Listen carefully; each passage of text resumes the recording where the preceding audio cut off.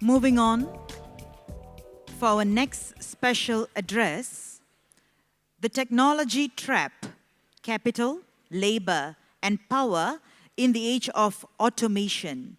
We are honored to have with us Dr. Benedikt Frey, co-director and Oxford Martin City Fellow, Oxford Martin Program on Technology and Employment, University of Oxford.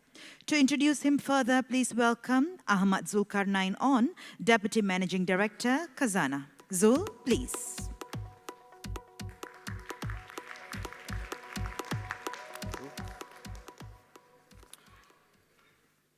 Morning, ladies and gentlemen. Fears of job-displacing technologies are not new. We all know of the Luddites, which were a secret society in 19th century England. And they, in response to technological progress, basically destroyed machines. They were skilled workers, they were weavers, they were artisans, and they were people who feared machines were going to take away their livelihoods. 300 years earlier, in the late 16th century, Queen Elizabeth I, in assessing the application for a patent for a stocking frame knitting machine by one clergyman named William Lee, reportedly said, Thou aimest high, Master Lee. Consider thou what the invention could do to my poor subjects. It would assuredly bring them to ruin by depriving them of employment, thus making them beggars. She denied the application. More recently, during the second game between AlphaGo and Lee Sedol, who is one of the highest-ranking Go players in the world, I believe he's second highest, one of the commentators said, in response to a move that AlphaGo made, it's not a human move. I've never seen a human play this move. So beautiful. 6 years ago, our next speaker co-authored a seminal paper that estimated 47% of jobs are at risk of automation. His paper has been called one of the most influential studies of our time. Ladies and gentlemen, I have the pleasure of introducing Dr. Benedikt Frey. He is the Oxford Martin City Fellow at Oxford University, where he directs the program on technology and employment. An economist and economic historian, Dr. Frey recently authored The Technology Trap, Capital, Labor, and Power in the Age of Automation, which is also the title of this session. Please join me in giving Dr. Frey a warm welcome.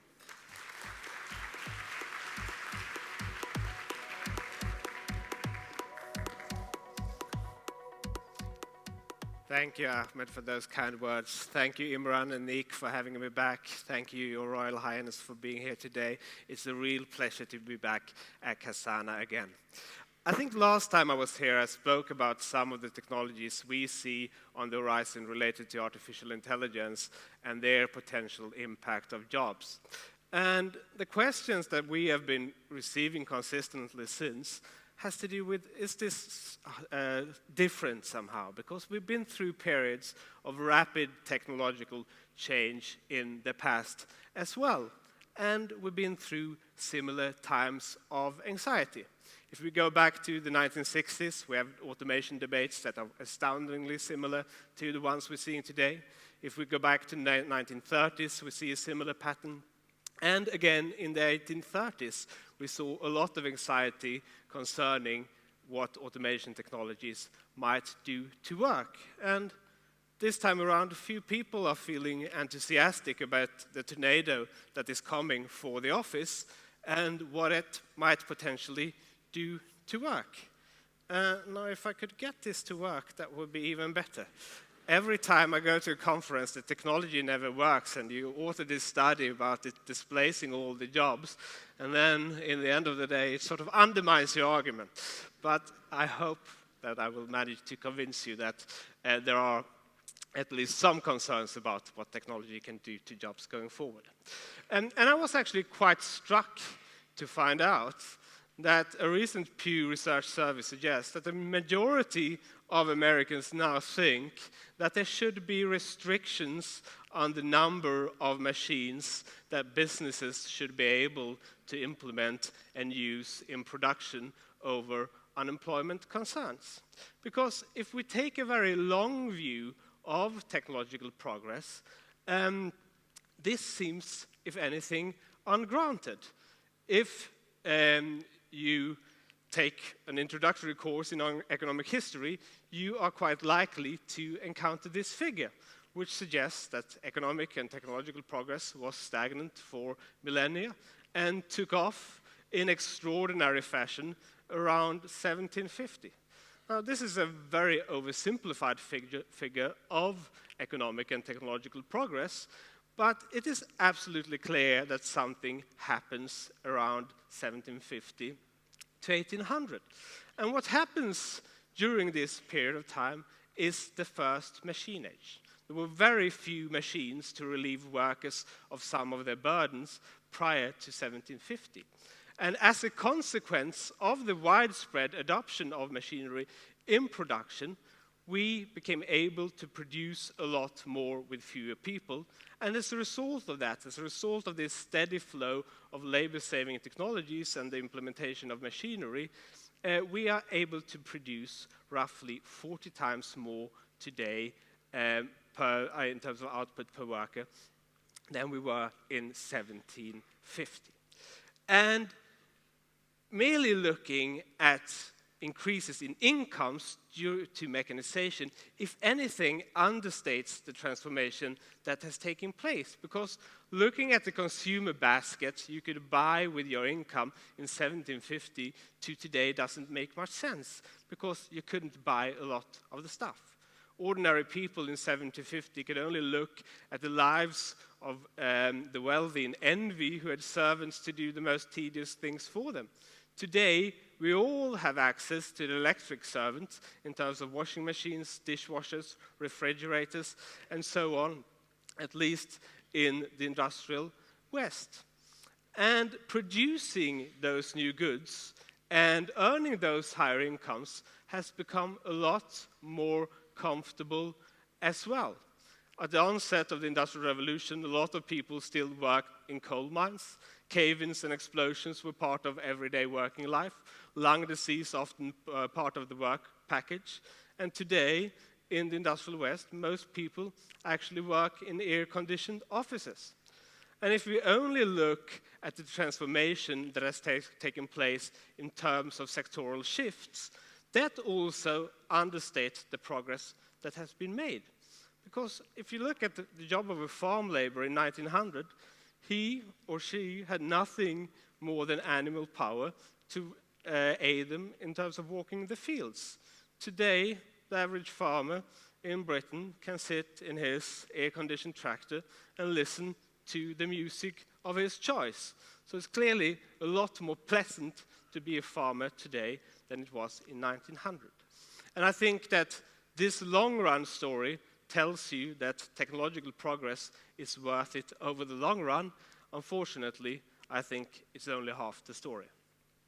What did people actually say and think during the Industrial Revolution as modern growth finally took off? Well, people clearly had very different perspectives on it. But Benjamin Disraeli, before he became Prime Minister of Britain, published a novel called Coningsby, in which one character remarks that I see cities peopled with machines. Certainly Manchester must be the most wonderful place of modern times. The very same year, Frederick Engels published his Conditions of the Working Classes in England, which was written during a stay in precisely Manchester. And Engels had a very different take on what technology was doing to people in the workforce. He argued that it only served to downgrade working people, deprive them of their jobs and incomes, and as a result of that, there were no benefits to be seen to the working population as a result of the introduction of machinery. Now, we all know that Frederick Engels was wrong about the long-run trajectories of wages and incomes. But he was actually fairly right on target about the period he observed, because even as the British economy took off, wages were flat or stagnant or even probably falling at the lower ends of the income distribution. The wage data over this period of time isn't great, but if you look at other sources of data, like spending on food, spending on non-essentials, if you look at biological indicators of well-being, such as heights, you find that the cohorts born in 1750 were actually taller than the cohorts born in 1850. And this is the period that the economic historian Bob Allen has called Engels' pause. This was the episode that Engels observed and wrote about. Now, a lot of things was happening during this period of time, but the secular trend was clearly the mechanization of industry. And mechanization didn't just consist in introducing machinery production. It very much consisted of replacing adult-male labor with children working in factories. And in fact, early spinning machines were specifically designed to be tended by children. They were the robots of the Industrial Revolution, if you like. Besides working for very little, they were easy to control and enforce the factory discipline upon. And as a result of that, we see so many of the trends that we've seen in recent decades in terms of hollowing out our middle-income jobs, stagnant wages, a growing gap between productivity and wage growth. And we also saw a long period of social and political unrest. One puzzle to economists and economic historians has long been why people would voluntarily have agreed to participate in the industrialization process if it reduced their utility. And the simple answer is that they did not. They petitioned to Parliament to block the introduction of new technologies.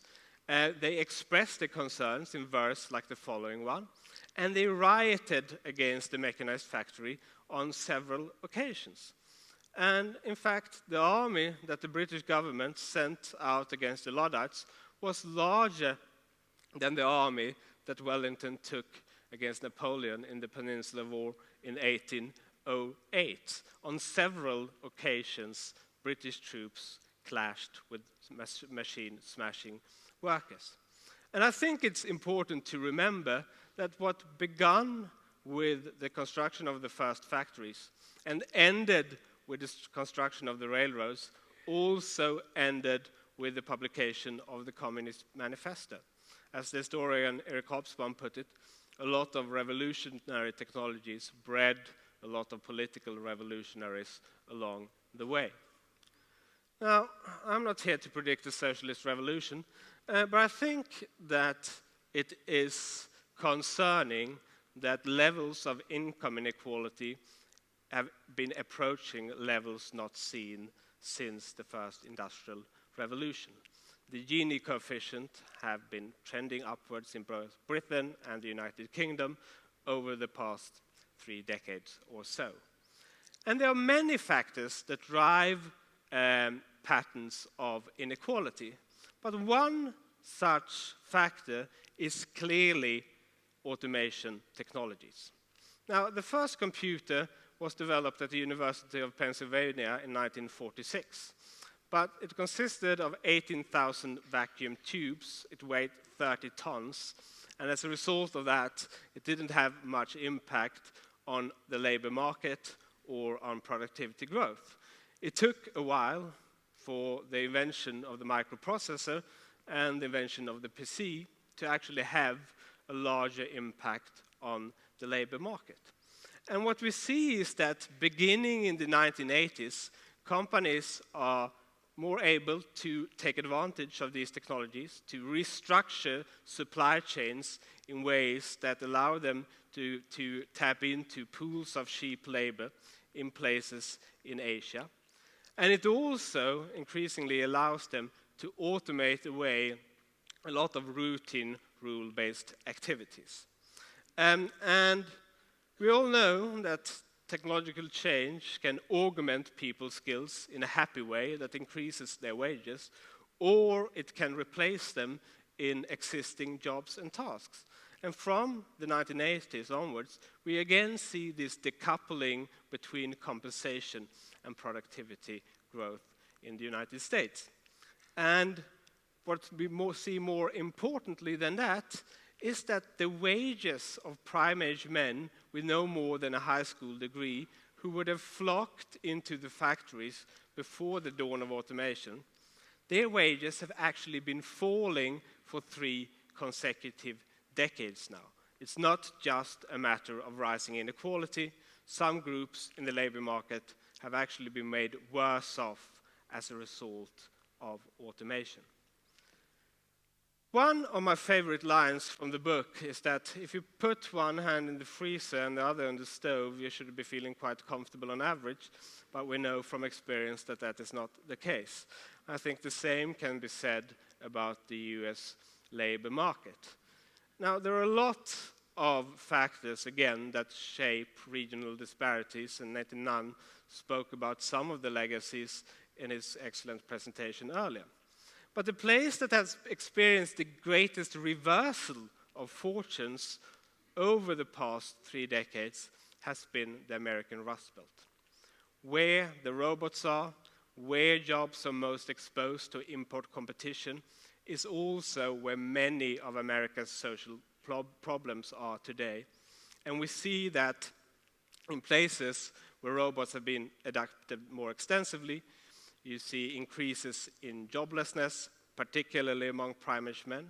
And you see a lot of bad social consequences as a result of that. Crime is rising in those places, marriage rates are faltering, and we even see that the opioid crisis is more prevalent in those places as well, as is the likelihood of suicide and severe alcohol and drug abuse. And economists tend to think that the purpose of production is consumption. But we know from the data that that is actually not the case. People put a lot of meaning to their work and their jobs. And one of the most consistent findings across time and space is actually that people who work are happier than those who don't. And when people lose their job, that can lead to a lot of disillusion, such as the 2016 election. And I think that if you want to understand why 3 key swing states, being Michigan, Wisconsin, and Pennsylvania, who had opted for the Democratic candidate in every election since 1992, all of a sudden opted for the Republican candidate, robot adoption is one of the reasons. There are more robots in Michigan alone than in the entire American West. And a recent paper that we did together with Thor Berger and Xin Chen actually shows that that played a significant role in shaping the election. And we have already seen a backlash against globalization, which has also played a role in this. And one concern is that we could see this backlash against technological progress itself as well. And in terms of technology, we have seen nothing yet. As artificial intelligence becomes more pervasive, so will automation and its effects. It used to be the case that computers performed well only in tasks that are rule-based and repetitive in nature. But what we see is that with recent advances in machine learning, computers are getting increasingly good also at non-routine tasks. They are able to tap into our experience in terms of the data trails that we leave when we interact online, and they are able to learn through trial and error, very similar actually to the way we teach our children. And machine learning is essentially the technology that is powering everything from Google Translate to automated medical diagnostics, to advances in document review, to driverless vehicles. And some of you might say that, well, I've used Google Translate yesterday, and it's not that good, is it? And autonomous vehicles, where are they? But I think it's important to remember that every revolution in technology starts with imperfect technology. The early steam engines were merely used to drain coal mines, and even that they didn't do particularly well. Yet eventually, they become the prime mover that drove the Industrial Revolution. And I think it is also important to remember that when we think about the impact that technology might have on the workforce, we need to think in terms of comparative advantage. Because we are not perfect either, right? We perform poorly in a great variety of tasks. We respond badly to lack of sleep, to low insulin levels, and so on and so forth. And this is a study that shows how people or how Israeli judges respond to nutrition intake during the day. So in the morning, when we have our morning snack and insulin levels are high, right, we tend to make a very high share of favorable decisions. That drops off during the morning until we have lunch, and you see the same pattern all over again. And I think that we would be a lot better off if we automated some of this stuff. As a second reason, I think why we underestimate the impacts of automation is that for a technology to replace us, it doesn't have to perform the exact same motions and procedures that a human worker does. We didn't automate away the jobs of lamplighters by building robots capable of climbing lampposts. And we didn't automate away the jobs of laundresses by building robots capable of walking out of the house, chopping down trees, carrying in buckets of wood into the water into the home, heating it on the stove, and then performing the motions of hand washing.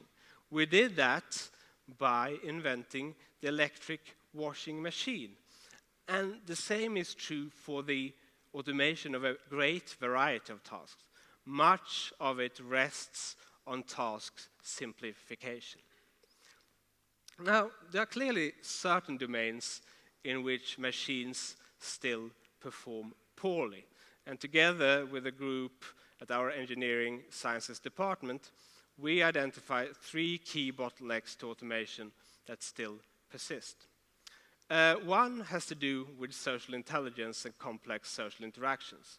And I think the state of the art here is probably best described by the Turing test, where chatbots interact with human judges and try to convince them of being a person.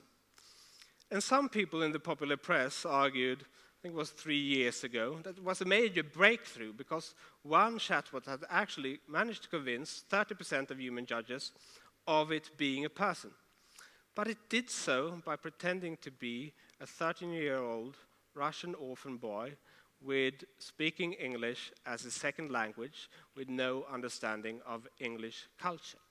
And if you think about the variety of much more complex in-person type of social interactions that you perform in your daily jobs, where you try to motivate your colleagues, where you try to persuade people that you're right and negotiate deals and so on and so forth, it's almost inconceivable that we will be replacing those domains in the near future. The same is true with tasks that require creativity. And there's a big debate going on in the machine learning community today as to whether machines can be creative. I think that those who argue that they can tend to conflate creativity with novelty. I could easily draw something here on the wall and call myself an artist. But the challenge is not creating something that is novel, it's creating something that is novel and makes sense.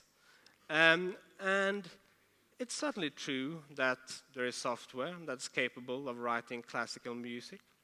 But the way that software works is essentially, if you have a database of symphonies and you happen to be a Mozart fan and you label all the Mozart symphonies as being the great ones, you are going to arrive at some recombination of those symphonies, and it's going to sound very much like Mozart. But you're not going to arrive at Stravinsky or Schoenberg or Arvo Pärt by doing that. And the simple reason is that when we create new things, we don't just draw upon previous pieces of work in our field. We draw upon insights from all walks of life, sometimes even a dream. And in very many cases, the data that you need in order to generate through creativity is always going to be outside your training data set. And I think that we are very far off from having machines that are able to be creative the way we are. The final bottleneck has to do with the perception and manipulation of irregular objects. So you can certainly teach a robot to do certain repetitive tasks over and over again. But if you think about the variety of hundreds of objects you have in your home, it's almost inconceivable that we will have a general purpose robot that is able to distinguish between all of those objects, yet manipulate them.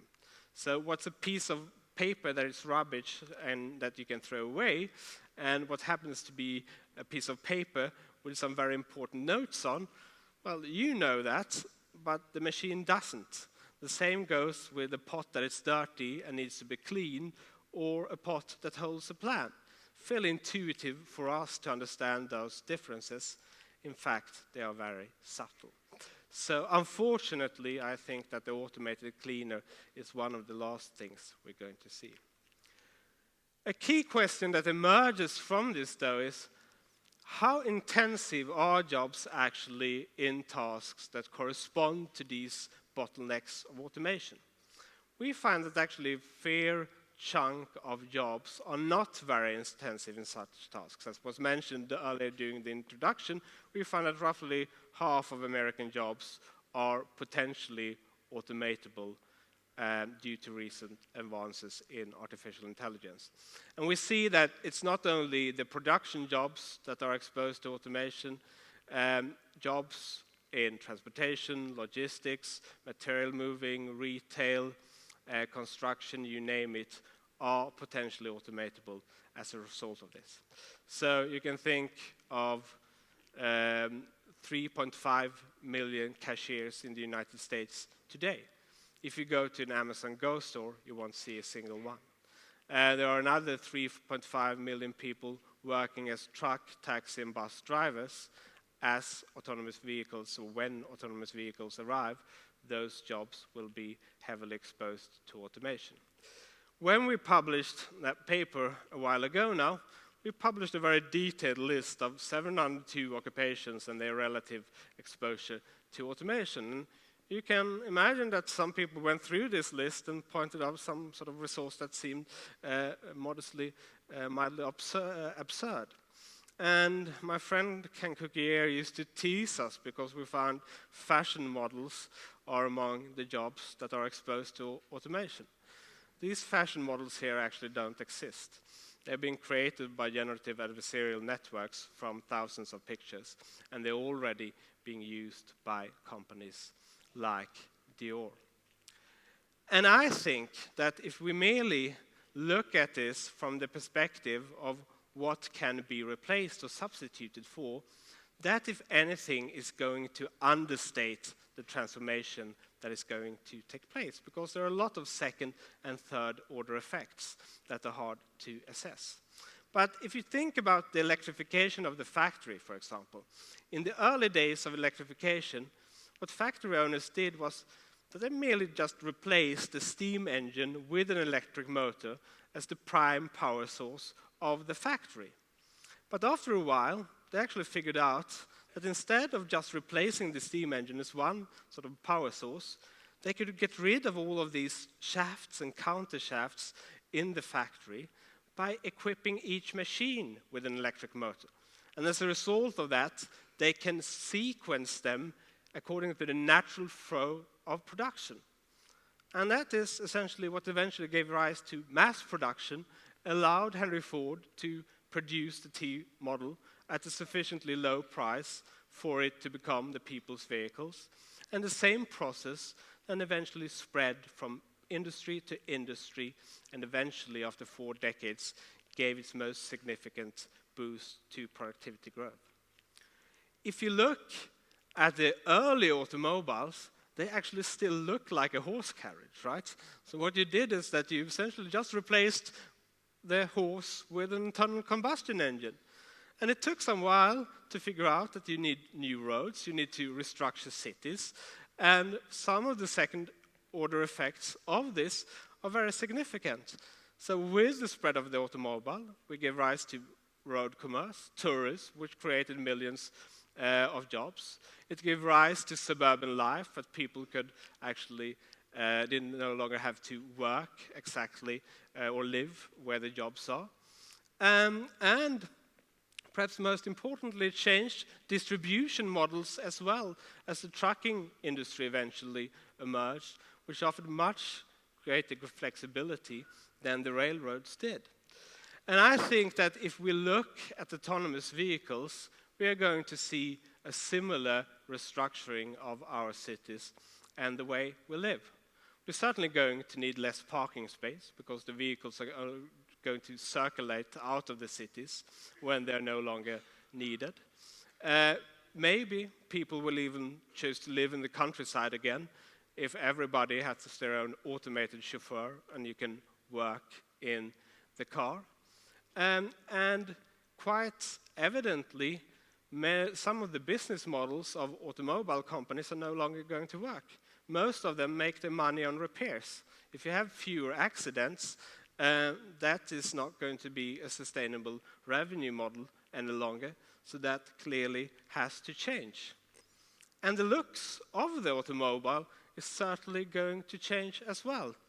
You may not have this 1950s vision of the family playing board games in the car. Instead, you may have a Netflix subscription, or the car may have a minibar, and that will be the most expensive part of your trip.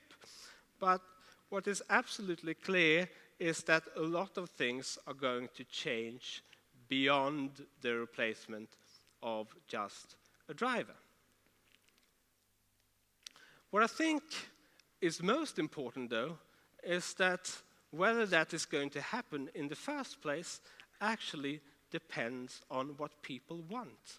And I think the Nobel Prize-winning economist Leontief was onto something when he suggested that if horses could have joined the Democratic Party and voted, what happened on the farms might have turned out differently. They might have used their political clout, their political power to bring the spread of the tractor to a halt. And I think the main difference this time relative to the Luddites is that people have at least some more political voice. During the Industrial Revolution, property ownership was still a requirement for voting, which left most people politically disenfranchised. Today, people can demand legislation to restrict some of these technologies, and they are actually already doing that. Truck drivers in Missouri recently went on strike, demanding legislation to be introduced to block the introduction of autonomous trucks. At the harbor in Los Angeles, dock workers recently went on strike over fears of autonomous cargo trucks, and demanding again that electric trucks can be introduced, but they don't have to be autonomous. And I think that many of the fears of automation are misplaced, but there is concern that some people that are left behind by it are going to opt against it. And I don't buy into the notion that, we are not going to have new jobs being created and this dystopian vision of widespread unemployment. I think if you go back to 1900 and ask somebody, what do you think that your grandchildren are going to do? Most people wouldn't have said, well, my grandson is probably going to be a hot yoga instructor, or my granddaughter is going to be a software engineer.